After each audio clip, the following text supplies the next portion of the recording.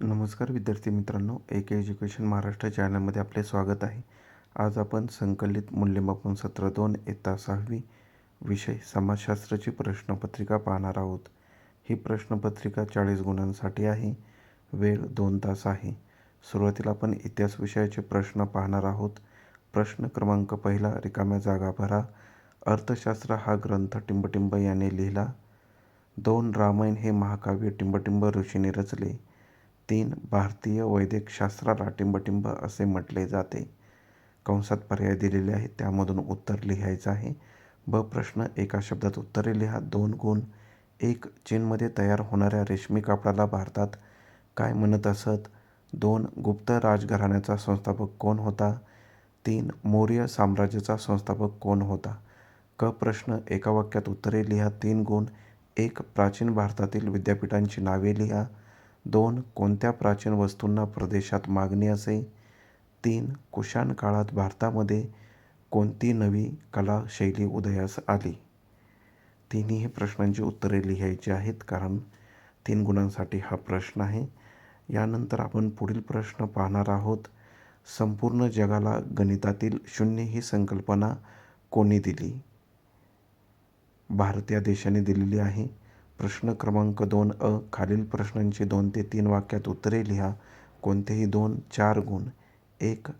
संगम साहित्य म्हणजे काय? भगवद्गीतेत कोणता संदेश दिला आहे? 3. त्रिसमुद्र तोय पीतवाहन म्हणजे काय? यानंतर दुसऱ्या पेजवर वरील प्रश्नांची उत्तरे लिहिण्यासाठी इथे जागा दिलेली आहे. तिथे उत्तरे लिहायची आहेत. ब प्रश्न, खालील विधानांची कारणे लिहा. कोणतेही 2. 4 गुण. 1. चीनमध्ये बौद्ध धर्माच्या प्रसाराला चालना मिळाली. 2. आग्नेय आशियावर भारतीय संस्कृतीचा ठसा उमटलेला दिसतो. 3. भारतीय वस्तूंना परदेशात खूप मागणी असे. या 3 प्रश्नांपैकी कोणतेही 2 प्रश्न लिहायचे आहेत. इथे उत्तर लिहिण्यासाठी जागा दिलेली आहे. यानंतर पुढे आपण नागरिकशास्त्र या विषयाचे प्रश्न पाहणार आहोत. प्रश्न पाहण्याअगोदर सर्व विद्यार्थ्यांसाठी एक सूचना आहे. जर तुम्ही चॅनलवर नवीन असाल तर आपल्या चॅनलला सबस्क्राईब करा.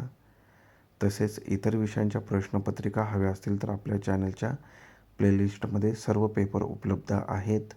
द्वितीय सत्र परीक्षा किंवा संकलित मूल्यमापन सत्र 2 या ऑप्शनमध्ये.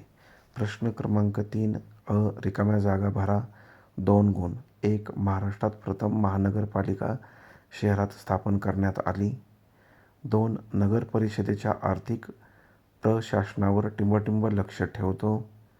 पुढील प्रश्न ब. एका वाक्यात उत्तरे लिहा. 2 गुण. 1. जिल्हा प्रशासनाचा प्रमुख कोण असतो? 2. तहसीलदारावर कोणती जबाबदारी असते? क प्रश्न, खालील प्रसंगी तुम्ही काय कराल? कोणताही एक प्रश्न सोडवायचा आहे 2 गुणांसाठी. प्रश्न पहा. पहिला प्रश्न, साथीच्या रोगांचा प्रसार आजूबाजूला होत असेल तर तुम्ही काय कराल? 2. रुग्णवाहिकेचा सायरन रस्त्यावर जोरात वाजत असेल तर? 3. अस्वच्छ पाणी पाणीपुरीसाठी वापरले जात असेल तर?